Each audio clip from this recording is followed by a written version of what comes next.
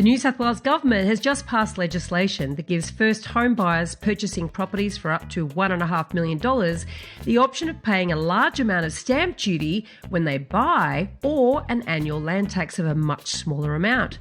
What are the implications of this legislation and each option?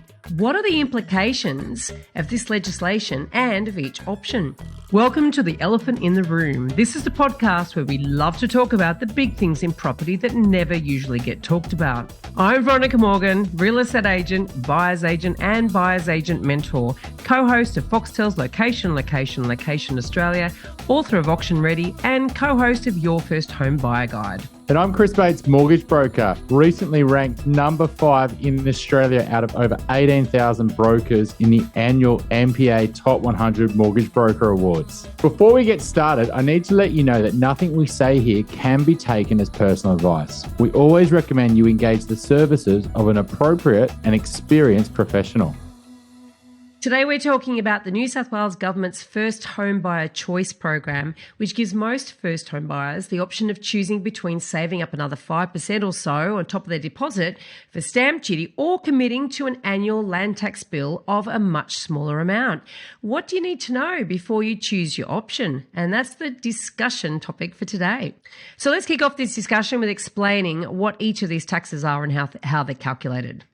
Chris, do you want to hit it?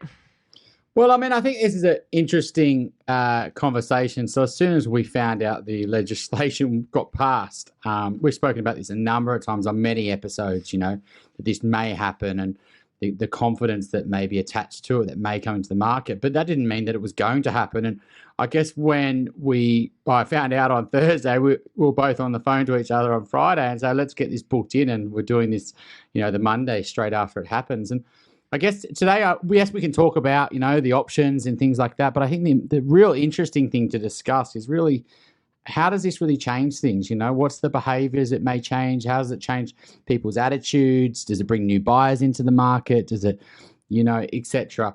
Fundamentally, it's really just a cost to benefit, really, or this option versus that option. Which one's going to be more favorable to first home buyers that are buying under 1.5 million, right? And that's a big change, because old policy was you could get no stamp duty up to 650, and then it went tiered up to say 800.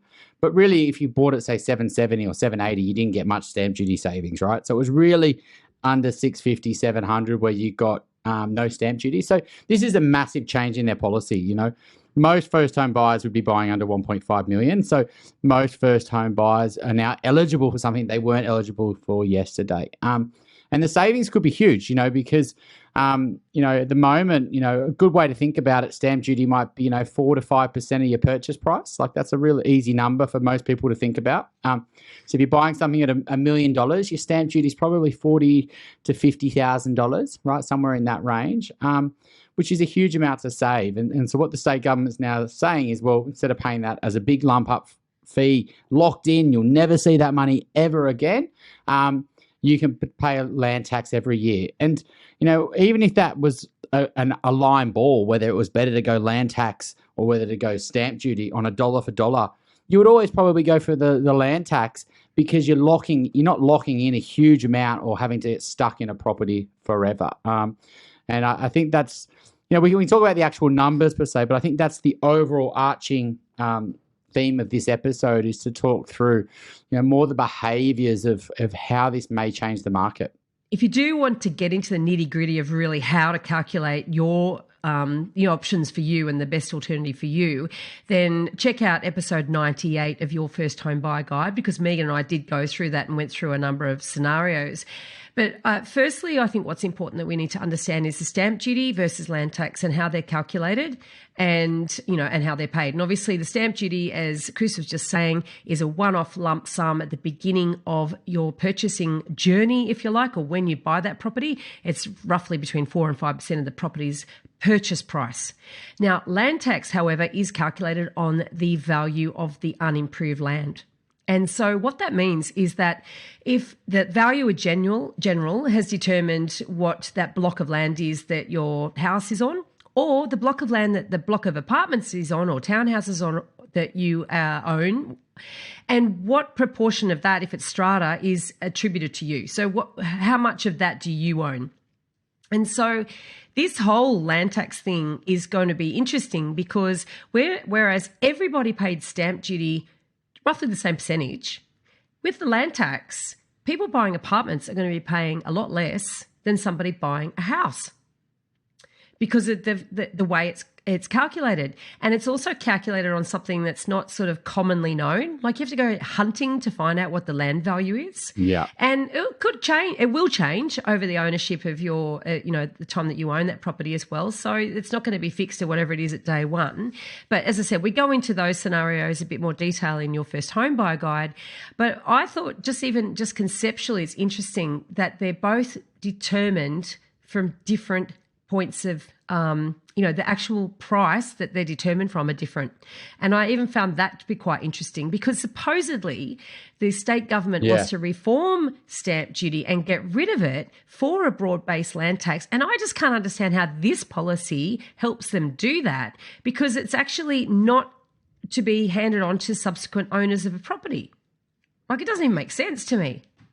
Yeah, I think you're right. It's interesting. Like you pay stamp duty on the purchase price, but you pay land tax on the unimproved land value, which is usually very conservative, the numbers the Valuer General will use. You could type in your own property and if you could buy your land for that price, absolutely you would. The reason they would have to put it lower is because if it was more than you thought, you'd be arguing, you'd be contesting it, and they'd be, dealing with complaints and revaluations and etc. So it is, massively under. I've looked at a few properties this morning, and there's a state government website as well that we can put in the show links that you can type your address in and it'll show you the land value. Or any property that you're purchasing as well. You can go and just do a search, find out what the land value is. And, what it sort of is like $400 a year plus 0.3% of that land value. So if the land value is worth $1 million, and I'm just pulling random numbers, that's $3,000 a year plus 400, so 3,400, a year. But if that land is worth $1 million to the Valuer General, it's probably worth double that in the marketplace, like it's, and then you got the house on top of it. It's probably a $2 million plus property, this, and the stamp duty on that would probably be over $100,000. So, I think you could do these numbers and it pretty much, unless it is your forever home, which you never know. And that's the thing, you might think it is, but things change. There are families, more kids, work, different opportunities, different relationships, and, just different desires as you change and get older. And so a lot of people think it's their forever home and then, 3 years later they're selling it. And I think that it'd be a gutsy move to pay stamp duty as a first home buyer because if typically that isn't your forever home, right? This is your step into the market. This is your stepping stone. And I think that's why I think you'll find that, 95% plus of the first home buyers opt for land tax. One of the things is a lot of the arguments is, we don't know what the land tax rate's going to be in the future and it might be higher. Yep, absolutely. But right now it's still a good bet under current. Even if they up it, it would still be a good bet, Well, in many cases, and I literally compared real examples of properties that have recently sold and their actual land values. And in many cases, you would be up for you have to be there for well over 20 years to be worse off by taking the land tax option. Yeah, and that's assuming, and I've assumed price increases as well. So, yeah.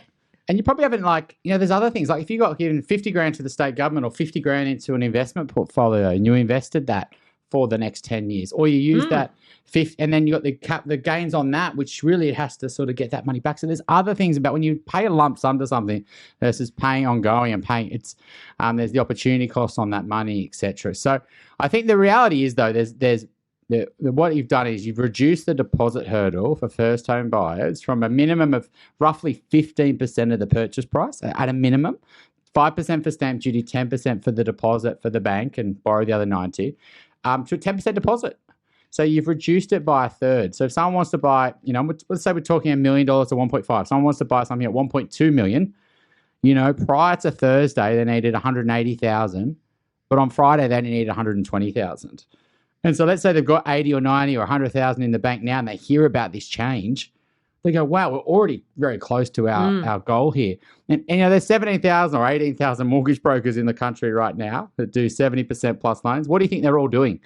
They're going through their database. They're going to everyone who they've spoken to, and they're going to be sending emails to them and newsletters. And what are you going to see from the banks and the media around this? So absolutely, this is going to create a lot more buyers into the market, because it's a total game changer for those first home buyers who haven't bought that, now don't have to pay stamp duty. I think the other big thing that, my big learning with this is that nothing's guaranteed here forever. The Labor Party are odds on, I think they were looking at this morning about $1.50 to win the election. The Liberals are like $2.40. So it's likely that they're going to win the election in March, considering though Trump was $7 and Brexit was $6 or something the night before the elections, the referendum, etc. We can't, think the odds are always right, but you're a brave man. Yeah, exactly. So let's say that Labor do win that. They're saying that they're not going to go ahead with this. They're going to revoke it. They're going to repeal it. They're going to wind it back. And that's in March, and we're in November now, and there's no stock on the market. So, this may only be a short-term thing, and that can play danger with lots of things if you're acting under short-term timeframes. So, there's lots to think through on this change. I think too, what's important to understand, as I keep sort of labouring this point, stamp duty, it's a leveller in the sense that 3 people all paying $1 million for property are all going to pay the same stamp duty. Whereas 3 people paying $1 million to buy, and where they can choose land tax rather than stamp duty, those 3 people are going to have 3 very different land tax bills. If you think about it, 2 houses next to each other, same size block of land, same street, same aspect, same everything, right? But one's a McMansion and the other one's a really old bungalow that needs to be demolished. Land tax is going to be the same. The cost to buy those properties is totally different. The person paying $1 million for an apartment versus a person paying $1 million for a house, as I mentioned earlier.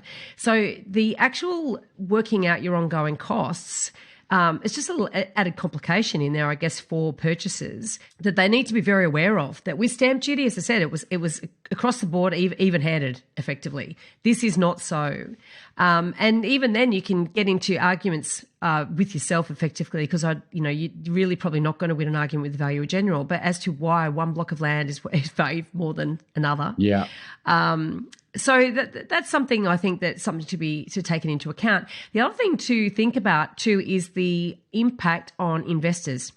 So currently investors pay land tax if their unimproved land value that they own, other than their own principal place of residence, is over a threshold. I think that threshold is currently 800. It's actually higher than I thought it was, 880,000 or something, something in that vicinity anyway. Yeah. Now that changes too over time. Yeah. So this, but that's also for a couple. So you could potentially, if you're a couple, you get double the threshold. So you get $1.65 million of land in New South Wales you can have besides your home that can be growing without any land tax. So it's quite high. That's as a couple. But if you buy this and take this as an option, right, and your plan is to turn that into an investment property, you are stung. This is not a good option for a lot of people if they're thinking about doing that. I've done the numbers. As I said, I've looked on if you want to check some of the numbers that I've done on Your First Home Buyer Guide, episode 98, as I mentioned. But yeah, that land tax ramps up substantially. Now, there's still a threshold. Yeah. But you previously, as an owner-occupier, didn't have to pay any land tax. And if you buy a property and then rent vest, right, you're not up for land tax as long as you don't own property over that with an unimproved land value over that threshold. But that's going to tip you over the threshold from day one, that you turn that from being owner-occupied to being an investment, and it goes up from that 0.3% per $100,000 or whatever it is. The calculation, the actual rate of calculation is significantly higher. So that's something I think to be really mindful of for people thinking long term. They could get really caught out by that. Yeah, it's interesting. We had a conversation with a client on Friday. It was it's a catch-22 for them, right? So they've got enough. They've got way more than 20% deposit, and they could afford stamp duty. Right, there's no problems for them, and they want to buy a sub 1.5 in New South Wales. And so for them, this isn't really great news, right? Because, on Thursday, they had a much smaller amount of competition, and then on Friday, because all of a sudden, all these new buyers are going to be able to enter. And buyers can enter instantaneously. This is the thing with demand and supply. Demand can increase pretty much overnight. You can call up your bank, call up your broker, wake up in the morning and think, right, I actually want to start to buy a property, my first home or an investment property, and get ready. Supply can take many months, right? And so all of a sudden you've got this, because even if an investor said, oh, wow, there's a stamp duty change, maybe I should sell my place. Well, they've got to get a tenant out. They've got to style it. They've got to fix it up. So it's going to take them many months. They've got to pick an agent to hit the market, whereas demand could enter instantaneously. So I would say that they're the ones who are probably, because they can afford stamp duty, but now all of a sudden they've got more competition in low stock, because we're in November, right? It's very dangerous to list your property right now over the next 3 to 4 weeks before Christmas, because it could sit on the market for 2 or 3 months till February. And so I think that's a really good point. For them as well, it was an interesting one, because they may move overseas. And so that all of a sudden it's the owner-occupier. Then they're going to maybe go move and live in London or wherever for a few years, and then it becomes an investment property, then their land tax jumps.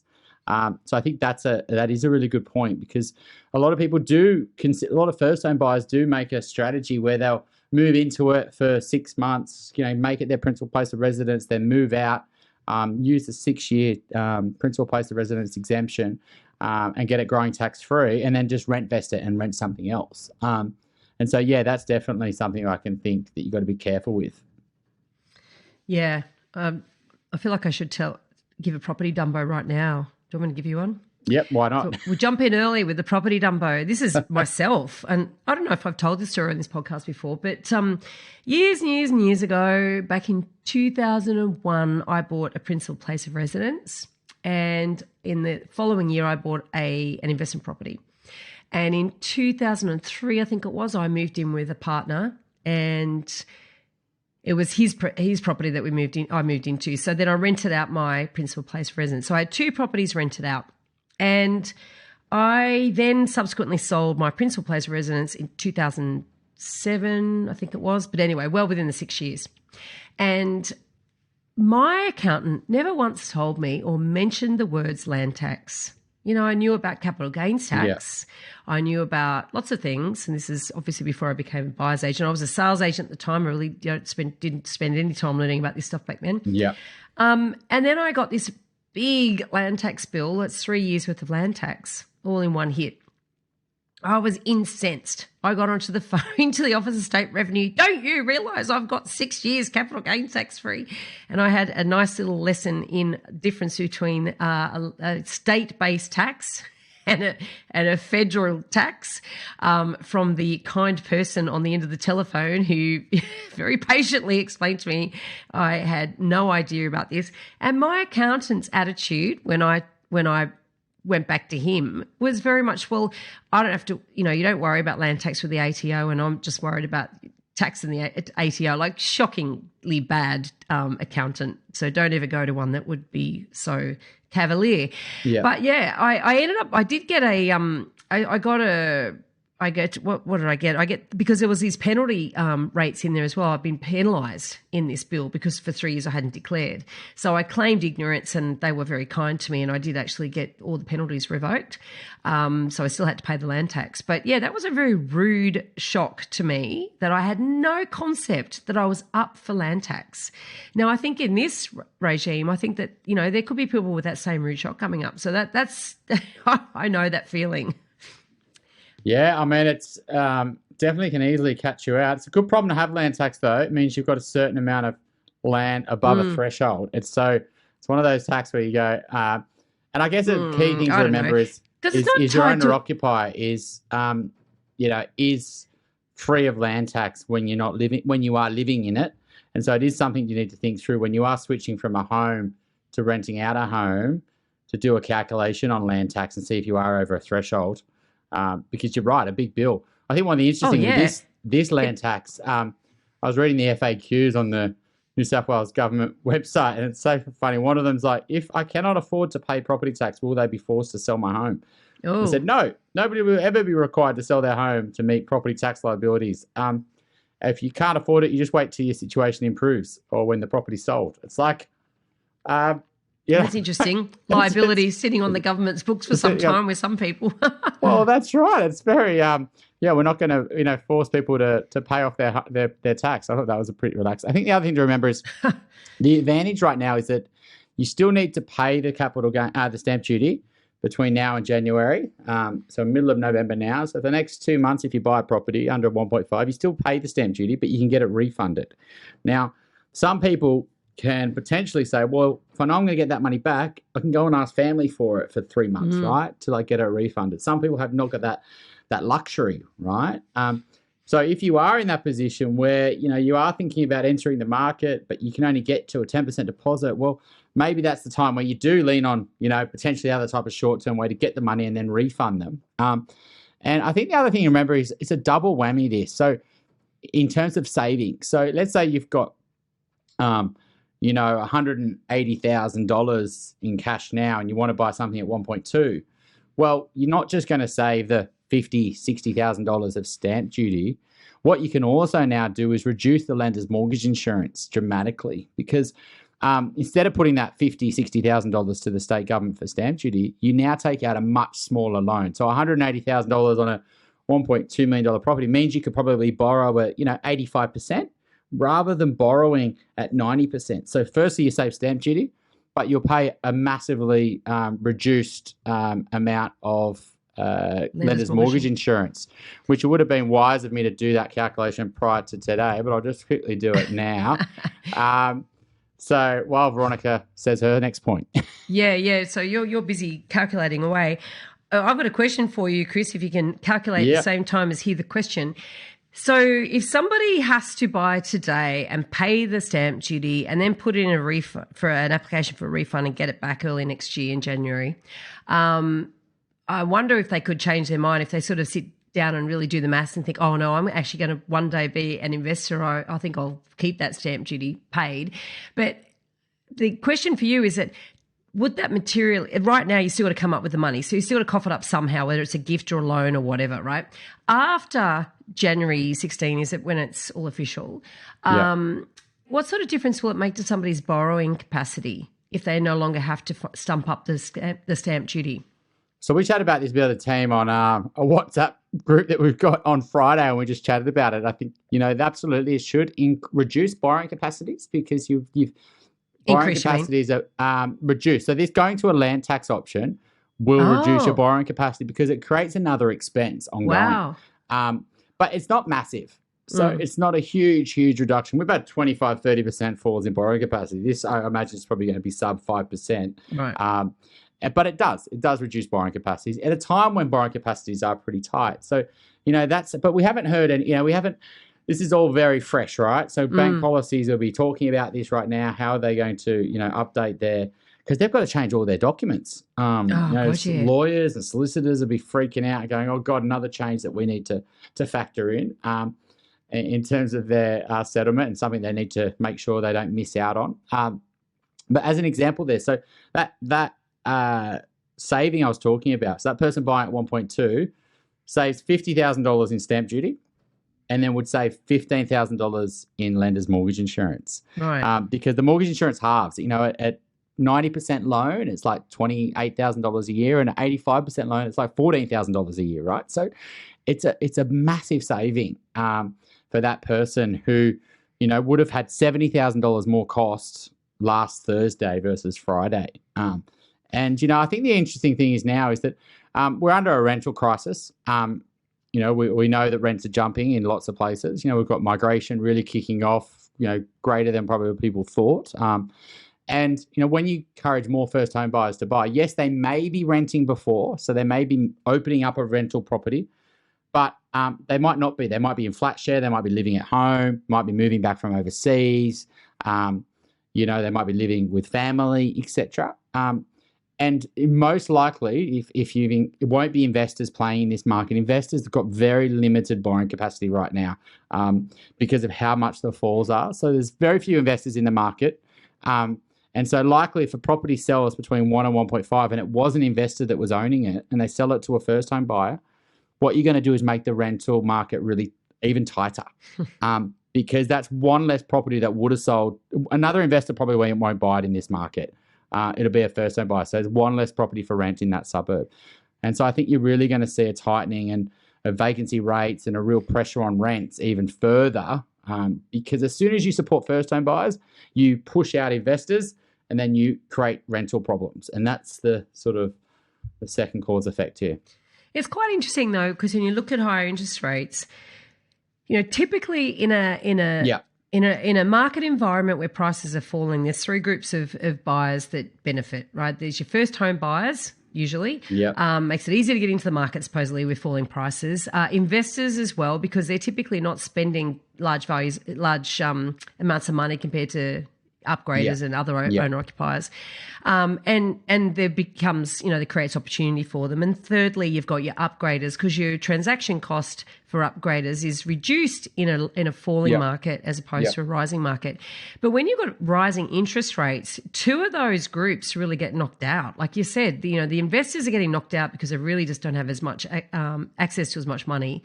And first home buyers are really hit hard, because probably of all the buyer groups, they're probably the most hardest hit in terms of borrowing capacity when interest rates fall, because they have the smallest amount of equity behind them. So you've got one segment of the market that really benefits from these market conditions, and they are your upgraders, right? And so you've got this incentive, if you want to call it that, coming into the marketplace at a time when the very segment of the market it's aimed at helping has one of the hardest hit, or probably the hardest hit from the actual prevailing market conditions.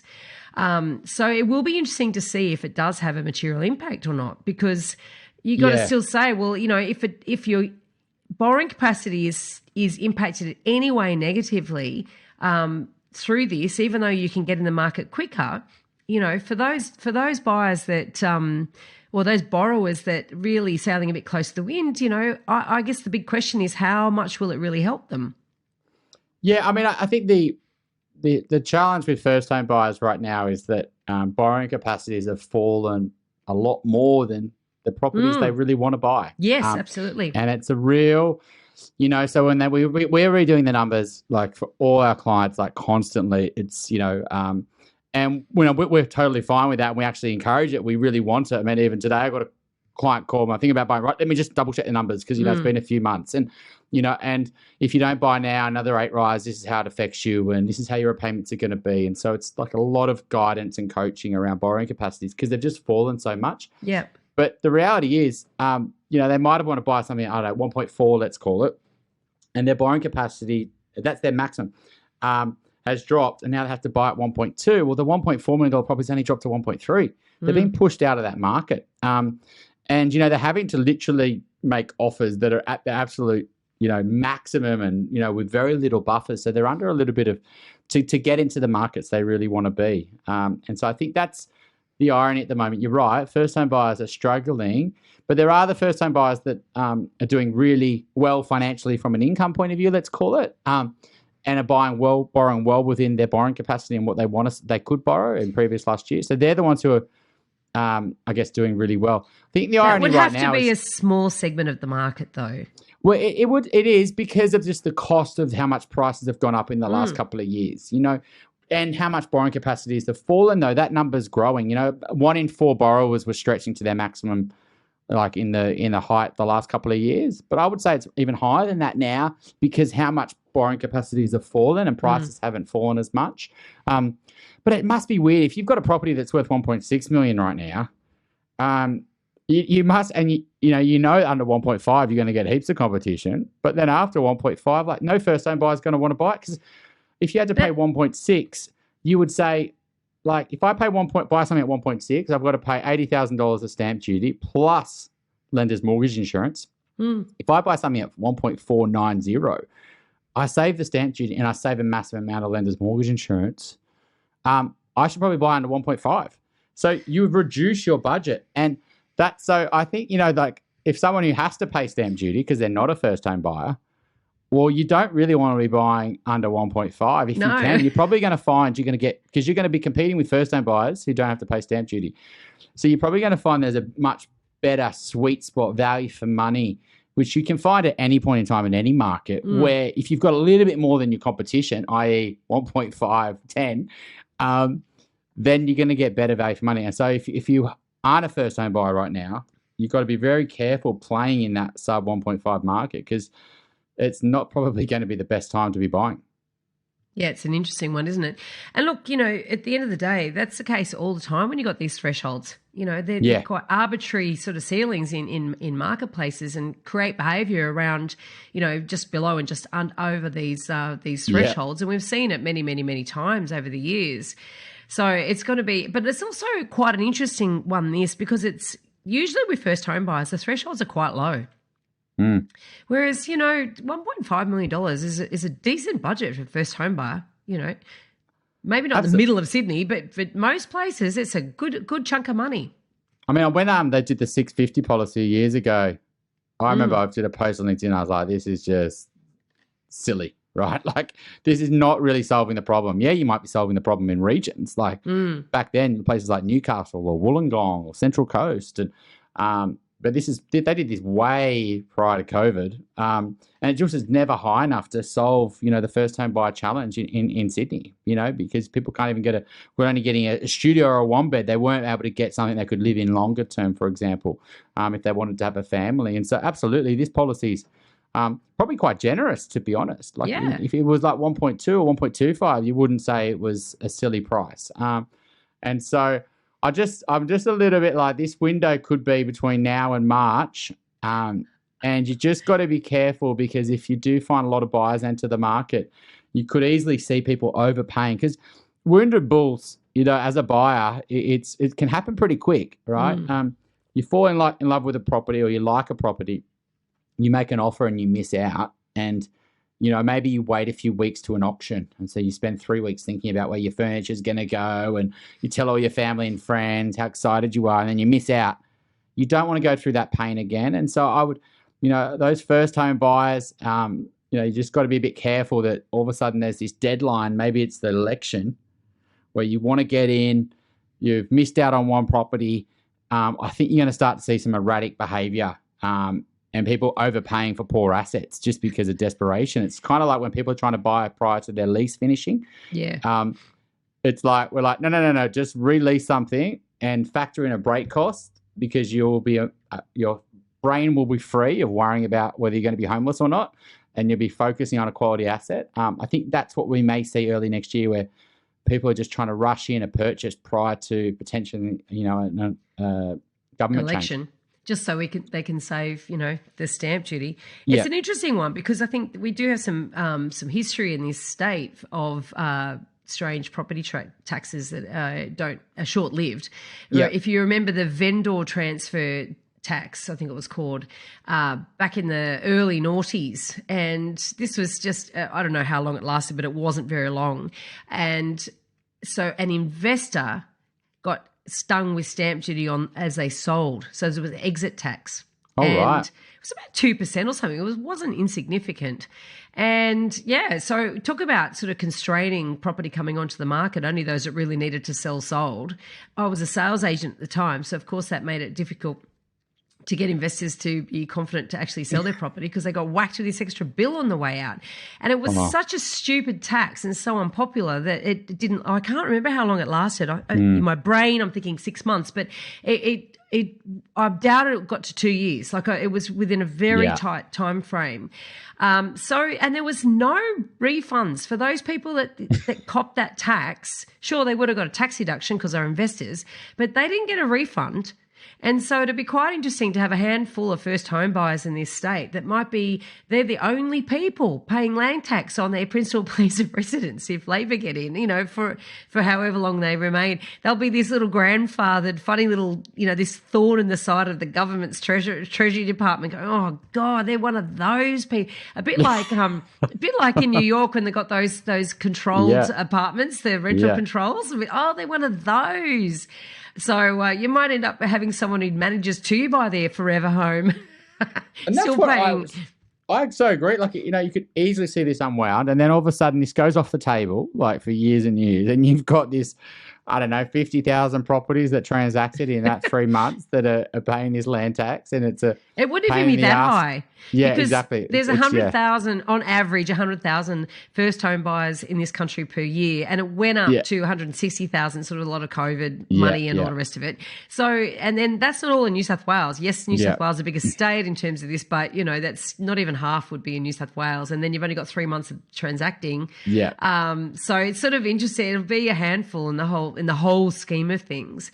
And that's why I went with is the Greens MP. I was reading about it last week, and I was like, I heard that this may not go ahead. The Greens are against it. Labor against it. I'm like, yeah, okay, cool. So that's a bit of an. And then all of a sudden it did go ahead. But I mean, their argument was that this is stupid. Why would you bring this in right now, 3 months before an election? It just doesn't make sense. Because why don't we have the election, and then if you win, then yeah, absolutely, get this policy through and actually have it stick around for at least 3 years. But that's not what happened, and it's very likely that could happen. I mean, if it does stick around, then long term, then this will absolutely have a huge impact on creating more buyers into the market. It brings forward future demand. So instead of waiting 5 years to save your deposit, you need to wait 3 years, let's say. And there's this goal gradient effect. The closer you get to the goal, the more motivated you are. So, and the FOMO effect, we all know how that effect plays to first home buyers. And family will be like, oh, let's get you in on this. So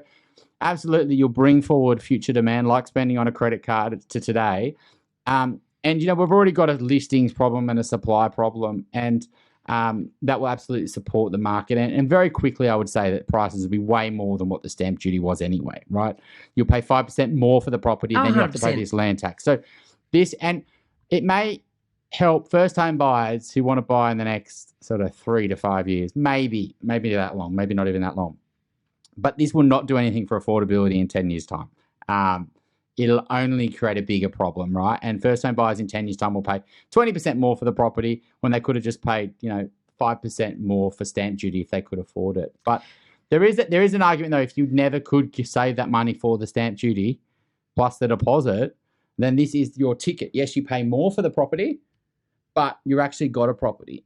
And so that is an argument. Yeah, you pay more than 5%, but you own a property because you can borrow 90% on the property and you don't have to keep funding the higher prices.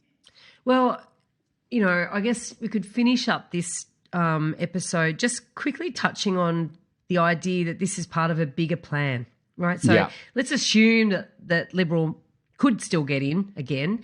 Yeah. We know they've been talking about abolishing trying to abolish or phasing out an abolition of stamp duty in favour of a broad-based land tax. That's been on the cards for some time, discussion point. ACT have already gone down that path. And I would imagine other states and territories are going to be watching with interest to see how this plays out. Absolutely. But what they originally put forward was across the board as an option, but they've had to sort of, I guess, repackage it as helping first home buyers. Yeah. But this is where, because stamp duty generally is seen as inefficient tax, because it's a one-off, because, it's lumpy, whatever. I don't buy into the argument with inefficient or otherwise. That's seen by a lot of people in positions of power that they do want to change. It's part of tax reform, right? But the problem is that this particular tax, so some first home buyer buys today, takes the option of the land tax, you would think this would be a nice little sort of open door for the government to start saying, right, let's slowly start to change. This is a broad change and we want to start it small. But it actually will not apply to subsequent purchases of the property. And this is why I really do not understand this as a policy, because I know what their agenda is, and yet this doesn't get them any closer to it. Or is it just an act of desensitising us to it? Yeah, I think you're right. I think it's too much money, the state government makes too much money off stamp duty straight away. Hence why it makes sense for the person paying stamp duty to go for land tax, right? Rather than giving it to the state government. So I think it's just too much money for them. And they did say in their initial policies that it wouldn't be for the top 20% of properties, that they wouldn't be able to go to the land tax because it's just they make too much money. But I think you're right. Like, I think it's just such a big change when they make, 10 billion plus. I'm not exactly, I haven't checked the figures recently, in revenue off stamp duty. To make this shift to land tax is just so hard, especially when we're in a higher interest rate environment, right?